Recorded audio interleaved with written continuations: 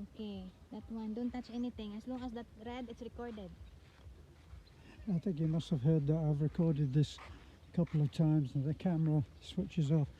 But of course, I get the blame. My banana fingers. Is it still We're red? on a very small island that's 2 hours on the ferry away from Bohol, and it's called Siquijor. Siquijor is quite famous, or should I say infamous, for black magic, voodoo in English. And we're not having any pins stuck in us at the moment via the doll. So I'll just show you these boats. I mean, you've obviously seen white beach scenes with lots of palm trees and everything. It's very beautiful. But I look at these tiny boats, which are the traditional Filipino fishing boat. Actually, before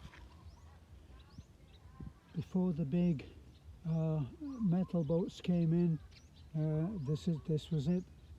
Now these are made of plywood, which is unusual, you would think, because plywood would come apart in the ocean. But once they put the plywood onto the frame, which is similar to the way that canoes are made in America. In Florida, they start off with a basic framework like this, but then they would put different kinds of strip and finishing fiberglass. I don't see much fiberglass here. I see the resin, but not the fiber. That has to come. But anyway, you can see the way that this is built, and done a little bit aerodynamic, or maybe aquadynamic, so that as it goes through the water, it doesn't slow it down at all. So they put them together. Now they tie them together. This is a plastic string, so that they're tipping the hat there to modern times and modern technology with the resin and this plastic string which they use. So now they bind everything together so that it's not going to go rusty. I don't think that this has a motor. I don't see any sign of it, but the next one will. So once they've made the basic framework, and then they put the skin on of plywood, and then on top of that they use a fiberglass. They use a resin, which is a two-part epoxy, and they paint it so that it will become proof against the sea. Now that will actually be a two-man boat probably and used for fishing. There's another tiny one here which is really quite pretty in in a very rustic way, but they have made an attempt to have it color coordinated. But I'm sure that's a one-man boat. That's his seat there. Then they get these pieces of bamboo, and they use fire to be able to bend them to the shape that's needed. Now this is a much bigger one. I'm sure that this is used just for fishing, but they have attempted to make a different kind of design, as you can see, and it's strengthened under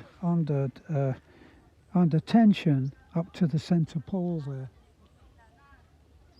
So they use these, which are much tighter than that. Obviously this has been sitting here for a little while. They've got the diesel motor in there, incredibly noisy because they don't silence it at all. And that drive shaft. There we go, there's a drive shaft. Comes out on the bottom there, and they'll have the prop on that. And this says tied and through to the man who's controlling the boat. And that's the guidance system. Well, they've tried a little bit to go different on this, with that little knob there carved. But the main difference between the other boats and this, is that they've got these fancy outriggers, but it's still all tied together with that plastic string. I think this has been sitting here for a little while. Some of the string is, oh, there, look, has come apart. But even the big pump boats, the bigger boats like this one over here, look, this is still used for fishing or recreation. Looks very much like fishing because they have what look like containers there for the fish, and it's much heavier built with the outriggers in the the traditional form. You can see the way that the outriggers are curved over. They do that, as I say, by flame. Put it into the fire, and they have a little setup where they've nailed into the coconut tree, palm tree, to be able to bend it while it's under heat. So these palm trees have seen some life, I can tell you.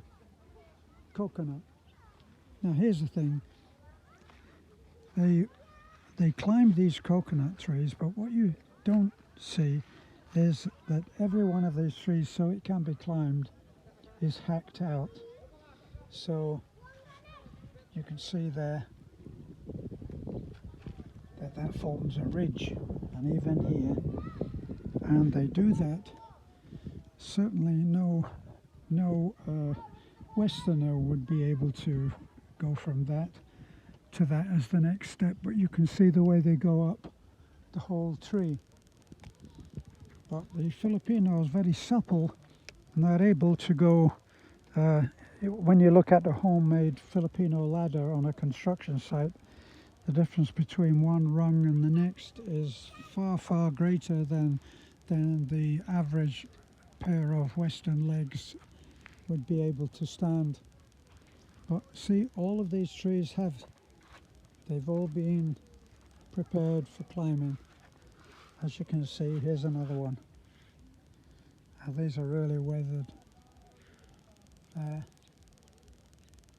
And there's one that's lost its top. That's just dying, really. Once the top has gone, they're finished. But they form beautiful pictures against the backdrop of the sky. As you can see, it's very cloudy, even though actually, oh, there's a small patch of blue up there, and it has begun to dry out, which I'm very happy about, because we drove here in the rain, arrived soaking wet, and I'm just about beginning to dry out.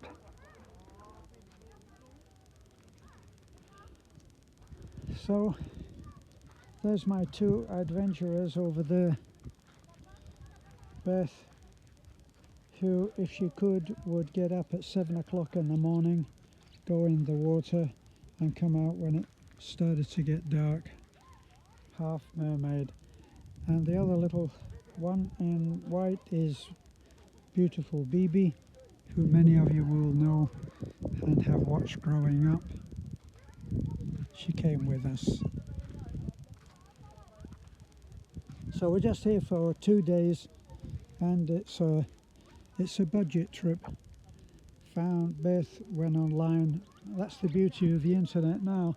You go online and find even the most humble little guest house, or however you want to call it, motel, hotel, is showing online, and you can book and the room over there. We're in a very simple, just a room with a double bunk bed, bottom one being double and the top bunk being more single. So we're not cramped up in one bed, which is good. So that's where we are.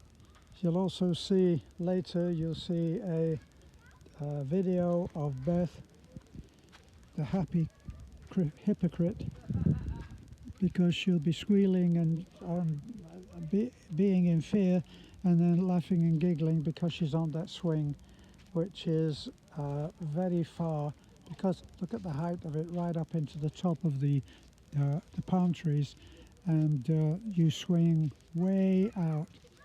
And this is one of the guys that helps with that. And here, Come on, let's take a picture there then. she is. Wait a minute. Let's take a picture. And they're trying to get me to go on that. I'm telling them no thanks. Come on. I've been on a swing I'll do before. a video. Come on, you just only hold. What? You only hold. I'm Come only on. old. Hold. Come on, try. We're here.